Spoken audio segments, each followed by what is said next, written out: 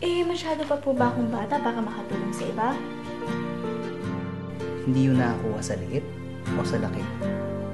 Nakakuha yun sa paano ka tumulong sa iba. Pero tama pa po bang tumulong kung isang mahalagang bagay naman po yung mawawala sa'yo?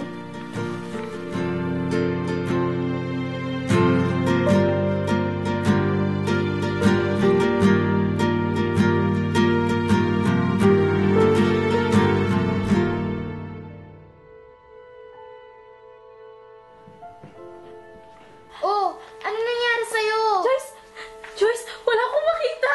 Joyce! Joyce, huwag mo ko iwan! Kanino ba ito kaya biglang lumabo yung mata ni Angel? Eh, maraming dahilan ng sudden blurring of vision. Usually, symptom ng sakit yun.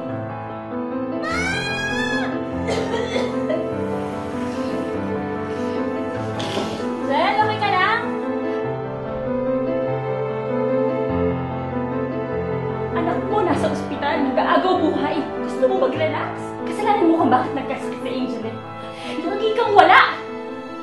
Anak ko rin yun. We have had a million ups and downs. Grabe naman ang kabaitan mo, Angel. Mamaya kunin ka agad ni Lord niya. Yeah, it all just faded out.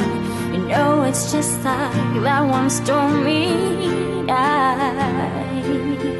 We felt Don't let the memory of someone you love be associated with pain. Let it be associated with joy. Angel, angel, angel voice, soothe your mom and dad's own hearts we pray.